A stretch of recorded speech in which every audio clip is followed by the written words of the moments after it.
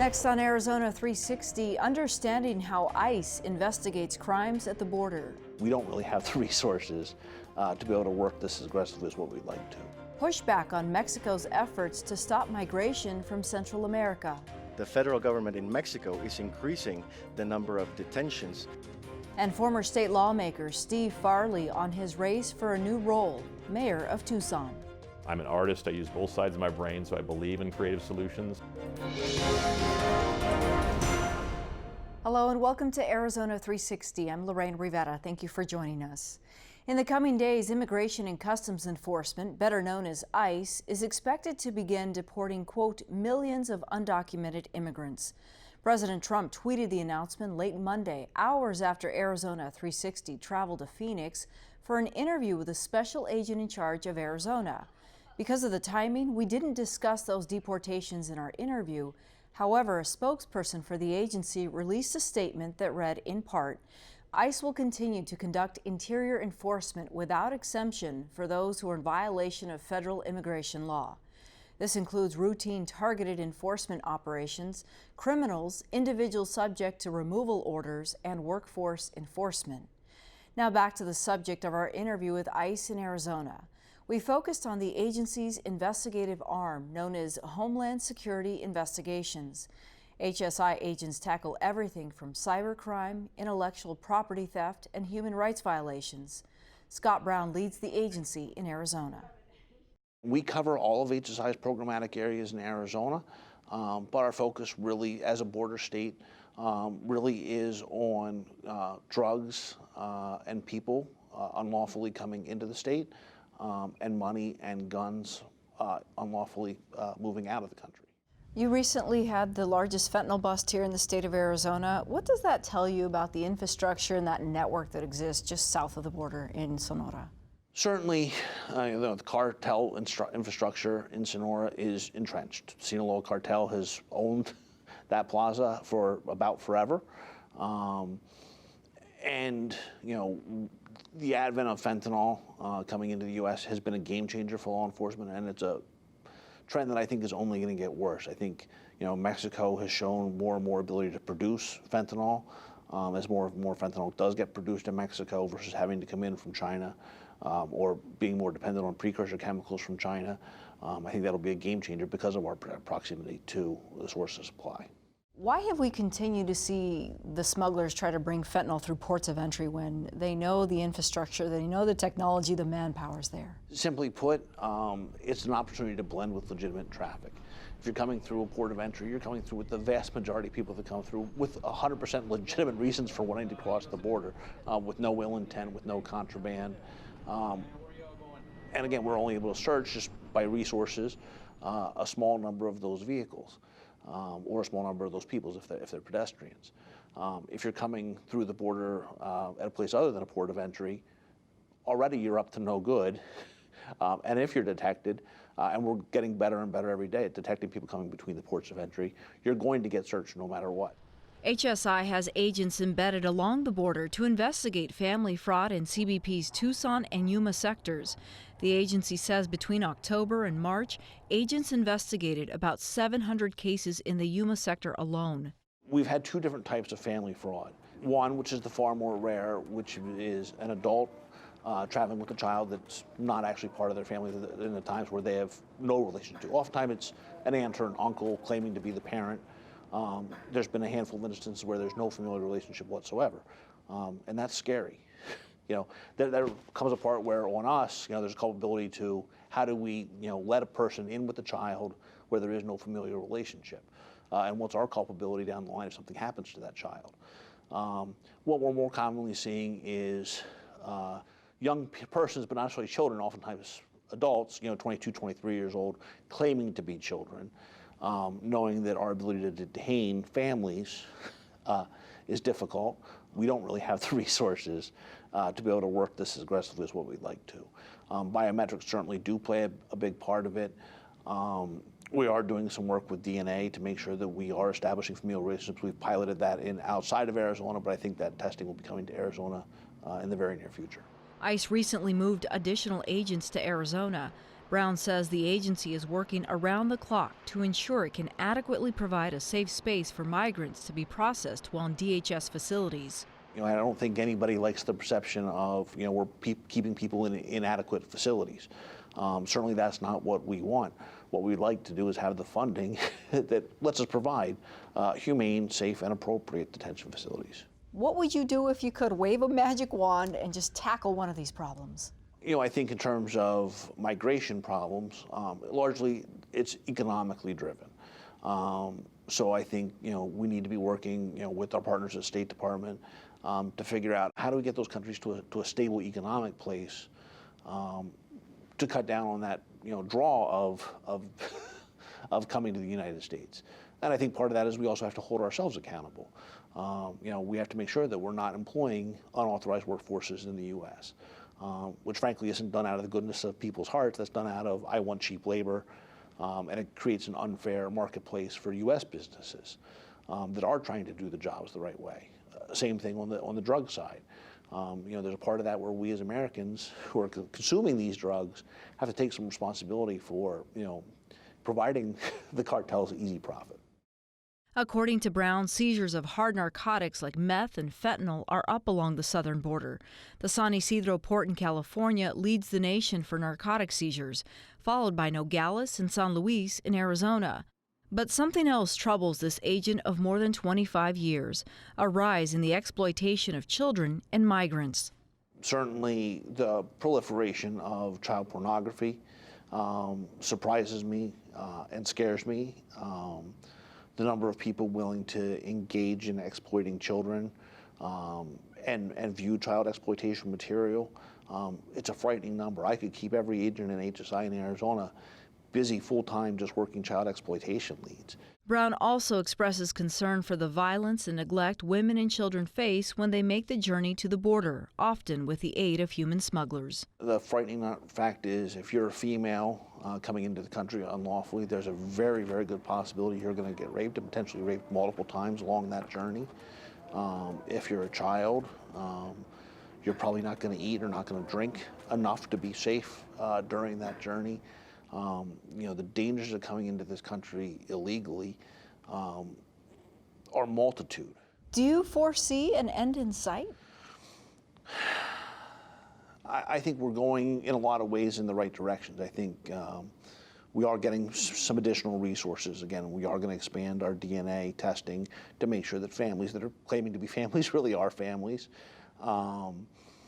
Hopefully, Congress and the administration can sit down and come up with some good long-term solutions to our current immigration situation, because as it is now, it's not working and it has been working for quite some time. From the outside looking in, it appears there's been a spike in violent activity just south of the border. Does that put you and your agents on high alert for the possibility of seeing something on this side associated with the crime? Certainly spillover violence is what we would call that. Certainly that's something we're always vigilant for, particularly when you get heightened acts of violence on the south side. Fortunately, that's very, very rare. But certainly when there's a spike, as the recent spike in Agua Prieta and Naco have been, we do start making sure that we're out there gathering intelligence. We're providing that intelligence where it can help our counterparts with the government of Mexico, where it can help us better align resources, that we're making sure we're communicating potential threats, to the ports of entry, to our partners in Border Patrol and in the sheriff's offices. Improving communication between law enforcement agencies is one of the goals of the annual Police International Sonora, Arizona Conference in Tucson this week. The event brings together law enforcement from Arizona and Sonora, Mexico, where they discuss ways to collaborate more closely. There I spoke to Yuma County Sheriff Leon Wilmot. He's chairman of the Southwest Border Sheriff Coalition. We discussed how this conference allows cross-border authorities to form trusting relationships that allow officers to communicate about crime in their communities. Criminals don't have borders, and they don't have boundaries. They prey on our victims, no matter what community it is. And for us to have that collaboration and then share FaceTime here, like at Pisa, which is done once a year, it is awesome. When there are dust-ups south of the border, like what we saw recently in Agua Prieta and Naco, should the American public worry about the safety that's happening over the border and whether or not they should go there or people should come here? Well, it's always important for anybody that's traveling anywhere, especially out of the country, to find out what the situations are. Doesn't matter what country it is, you should automatically do that, just for your own safety. In the press, we often use the word spillover violence. From the law enforcement side, is it a real threat? We have not seen any spillover violence in our area, and I've not heard of any other spillover violence recently in any other border counties. As the chairman of the Southwestern Border Sheriff's Coalition, everything's pretty much been on the Republic of Mexico side, and it's cartel. I know their law enforcement entities are over there trying to get a handle on the cartel violence that they're experiencing there. The only thing that we've had that's come across the border down by in Cochise County was individuals that were actually wounded going to the ports of entry and then be transported to the hospital for treatment. In Sonora, just south of the Arizona border towns of Douglas and Naco, gunmen have killed at least 10 people in the last few weeks. Authorities believe the murders are all cartel related. En estos dos puntos fronterizos se está trabajando. David Anayakuli is the director of public safety for the state of Sonora. He said local, state, and federal authorities in Mexico are all working together to maintain peace in the northern border region. Oh, the land of the free. Now in its 33rd year, PISA began as a conversation between authorities in Douglas and Agua Prieta, Sonora. The two governments agree that collecting and sharing intel is valuable in fighting organized crime. These days, local, state, and federal partners share techniques and friendships.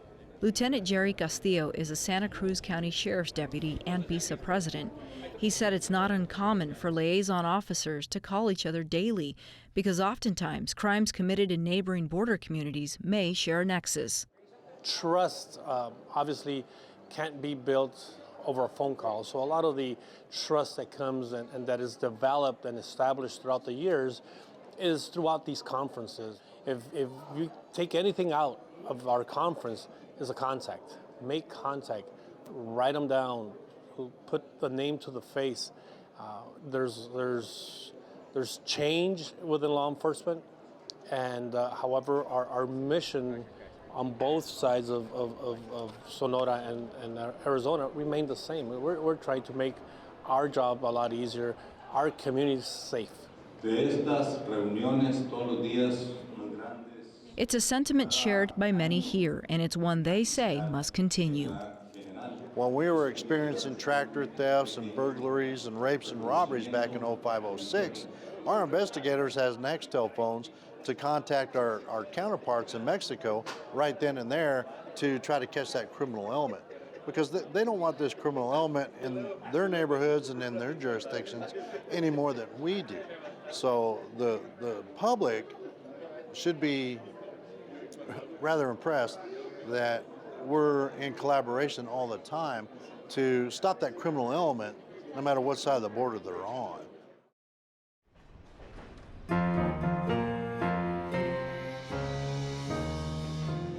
This week, Mexico's National Guard deployed along its southern border to deter migrants from journeying to the U.S. Mexico announced it would send 6,000 Guard members to its border with Guatemala after President Trump threatened to levy new tariffs on trade unless the country does more to stop illegal immigration. This move has its share of critics in Mexico. Via Skype, we turn to Rodrigo Cervantes, Mexico City Bureau Chief for KJZZ Radio. This National Guard, it appears that it was newly formed. Was it created in order to handle the influx of migrants? In fact, part of the controversy that the Guard is facing is that it was created to face crime, not to face immigration issues. And this is the first assignment that the new National Guard is having. This is bringing a lot of controversy, and there's even people in Congress that are opposing to the decision from the federal government, and they are accusing the federal government not only of using the National Guard for immigration purposes and not for security reasons, but they are also blaming the Secretary of Foreign Affairs of taking functions from the Secretary of State. In the United States, illegally entering the United States is in fact a federal crime. Is that not the case in Mexico? No, it is not a crime. In fact, the the laws in Mexico protect migrants, and particularly what they call transitory migrants, people who are crossing Mexico to reach the United States. This is, in fact, one of the issues that are also very controversial because the federal government in Mexico is increasing the number of detentions, and the main argument that they're using is that most of these migrants are not registering properly according to Mexican law. Rodrigo, about how many people are we talking about? So far, the latest number that I have for detentions is for the month of May. We know there have been approximately 22,000 people that have been detained or arrested in the country. This is approximately 120% more than May from last year. If crossing the border illegally into Mexico is not a crime, what are they being charged with since they're being detained? The main charges are not registering properly as a transitory migrant. Also, another argument that the Mexican government is using is the increase of migrants that are not coming from Central America, but actually from other regions of the world, including Africa, including Asia, and Cuba, that a lot of Cubans are also crossing through the Mexico-Guatemala border to try to reach the United States. Any percentage of these migrants actually requesting asylum to stay in Mexico? Yes, in fact, that's another policy that the Mexican government is trying to push. These migrants are allowed to stay in Mexico and to request asylum and stay and look for a job here in Mexico. Most of the migrants, however, their ultimate goal is to reach the United States and live and work there. How seriously did the Mexican government take the threat of tariffs? Very seriously. I guess that this is the best indicator. We saw before the tariffs threat some signs from the Mexican government that there were concerns on the increase of migrants crossing the Guatemala-Mexico border. But right after the tariffs is where we're seeing an immediate reaction from the federal government to try to stop the migration flux. What's been the perception of the federal government given that the president had promised to come out strong against the United States policies, but it appears in some cases that maybe he's balking to the pressure? In fact, I would say that public opinion is strongly divided with this. López Obrador, since he was a candidate, he promised that he would face Trump's threats in any ways. He also promised to protect migrants, and he still does. Part of a federal government's argument on the operations that they're having in the southern border and with the National Guard is that they want to protect migrants and to help them reach a better life. But then on the other hand, many critics are saying that López Obrador is in fact allowing the Trump administration to use Mexico as the United States wall or as its backyard to operate in any ways that the American government wants. Rodrigo Cervantes joining us from the Mexico City Bureau of KJZZ. Thank you. Thank you very much. The threat of new tariffs on Mexican imports drew strong opposition from both sides of the border. The White House says the president's strategy worked. As for whether it had any lasting effects on the trade industry, we connected with Luis Ramirez via Skype. His firm advises clients on cross-border trade. It appears the tariff threat may be on a hold for now. What did that do to Arizona-Mexico relations during the time when the conversation was there and the threat was a possibility? You know, it added to the uncertainty of the relationship, particularly for companies that are doing business in North America. Companies don't like uncertainty in their planning. And so for companies that were already set, then they didn't know if they were going to have to make adjustments to their supply chain. And for other companies that were looking to either expand their current operations or relocate operations to Mexico or North America, they kind of put everything on hold until they found out what the new rules of the game were going to be should this happen. I know that in your line of work, it's often referred to as the mega region, this particular area. Did we gain anything from it? Maybe perhaps put together a contingency plan in the event of? Well, there is a number of initiatives that individual companies are now developing because of the possibility. And it's each company's different. Each supply chain per sector is different. So there's not a silver bullet per se that meets all companies and all sectors' needs. But I think we have, lesson learned. We have to plan ahead. Companies have to be prepared for future changes. And in fact, we've talked to several companies that are now looking at their contracts, their commitments, and going, do I have to pay for that? Should it happen, or does it get passed on? It happened so sudden that many companies were caught off guard and were not able to make any quick changes. And the announcement was made, the initial indication was made was May 30th, 31st, and June 10th was the deadline, and companies cannot make decisions or major changes in 10 days. This week, Mexico ratified the United States-Mexico-Canada agreement. Also this week, Governors Ducey and Pavlovich have said, essentially, let's get this thing moving and going. Where do you see its movement happening when it comes to all three countries being part of the conversation? I find it exciting news that Mexico has moved forward with the ratification, and the vote was, for all intensive purposes, it was unanimous. It was like 114 to 4. I think it's the start of the ratification process.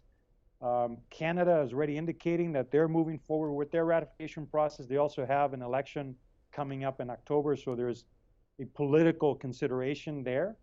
The main question still remains how quickly the U.S. Congress can move. And I think the last estimate I saw is that there are 20 or 21 actual session days of the U.S. Congress left before the fall. So there's very little time for the U.S. Congress to take action. There's still time if they were able to get something on the docket and move very quickly through it. I know you have a solid relationship with Governor Ducey, Governor Pavlovich of Sonora. Would you say that these relationships can continue despite what's happening at the national level? The two states, as far as I'm in, I don't call the governor directly, but I deal with extensive people within the administration. And I know that the dialogue continued throughout of everything.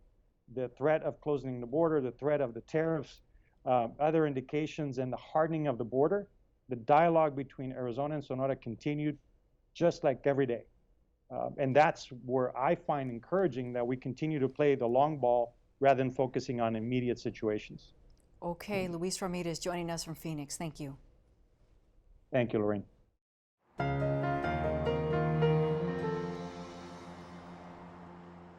In less than 50 days, the city of Tucson will mail out ballots for its primary election. All of the candidates who qualified for the ballot sat down with Arizona 360. The Democrats include Randy Dorman, Steve Farley, and Regina Romero, and the winner will face independent Ed Ackerley in November. This week, we're joined by former state legislator Steve Farley. What would you say is the single biggest issue facing the city of Tucson? There are so many issues that I think we can do that really wrap around education. And that's not something a lot of people have talked about in the city because the city doesn't have an education plank in the charter. But if the state isn't doing an adequate job of education, then the city ends up paying the price after the fact when people don't get an education to improve their lives and the lives of their families. One of the things I'm proposing is to expand this concept called community schools. Many people may have heard of LeBron James. He has the I Promise schools in Ohio that he's been sponsoring. The data is amazing when you get out of that. When you engage families with their kids' education at schools with lots of other programs that help the family's situation better, everyone does better. And it's phenomenal. We've done a little bit of that here at Flowing Wells. They've got a few schools working on that. The city can partner more directly so that families can have access to computer labs after hours, computer training, low-income bus passes should be available at the schools. You could even do micro-lending with credit unions, working with the schools for the parents to be able to have access to capital without having to go to a title lender when they're in trouble. There's a lot you can do to be able to help the community in that way. If the state has had a hard time wrapping its arms around education, how can the city do it and afford it? Well, the city has to lead in that direction. I mean, we've got, let me be real clear, we need to do the basics. We got a pothole problem, so we've got to fill our potholes all over the place, and that's in every neighborhood everywhere. We can do that. We've got to get more officers on the street from the police officers. We've got to get more firefighters on the streets, and we have to make sure our parks are in great shape. That's the basics. But beyond that, the fact that we've struggled trying to find the resources to be able to go in and invest in those areas, it's happening because we're not growing our economy the way we ought to, and education, I think, is at the base of that. So it's not necessarily that the city has to pay for these things, but the mayor, in the power that you bring to the office, not necessarily the innate power, is the person who goes around, uses his connections in the community, brings coalitions together, sets out the vision and the goals, and then helps everyone work together with their mutual resources to get things done. Why you? Why not the other candidates? I think it really does come down to the track record of being able to get stuff done. I've got great ideas. I'm an artist. I use both sides of my brain, so I believe in creative solutions. So I'm the guy that did those murals downtown, the big black and white photo murals of people walking down the street in the 50s on Broadway. So I bring that to bear. I've run my own business since 1991. So I understand how business works and what business needs to be able to create jobs in this community. And my time in the legislature of standing up and defeating bad things when necessary, and being able to push things forward by like expanding Medicaid health care to 400,000 people and getting our K-12 education at least partially restored. All of those things I mean that I've got the experience, and I've also got the relationships in the legislature. So while traditionally they've attacked us, I think with me as the mayor, since I have relationships with people on both sides of the aisle, I'll be able to stop those attacks before they begin and maybe actually enlist their help to move positive things forward for a change and totally change that dynamic. If you're elected mayor, sanctuary cities may be an issue that you'll have to confront. What are your thoughts? Well, I don't support that sanctuary city initiative that whether it may or may not be on the ballot. I've worked with refugees for many, many years, and their issues. I've been working with the asylum seekers as well, and I believe that we can have border security and human rights at the same time. I think the city of Tucson, the police department in particular, is doing a pretty good job at making sure that people don't feel afraid in their community, even if they're undocumented. I think it's not helpful to take what we're doing now and put it into the charter in a big public way and attract a lot of attention that potentially could be negative for our community and potentially put these refugees and asylum seekers and migrants at risk of being targeted because it's become such a public issue. We're a very welcoming community. We are right now. And I think to say otherwise just isn't accurate. I don't think we need to be able to make a big invited political battle that could potentially put that at risk. Okay, Steve Farley, thank you. Thank you for having me. As we mentioned, we spoke to all of the mayoral candidates. Next week, we'll hear from Democrat Randy Dorman. We're also sharing these interviews online at azpm.org/Arizona360. That's all for now. Thanks for joining us. To share your feedback, visit us on social media or email us at arizona360@azpm.org. We'll see you next week.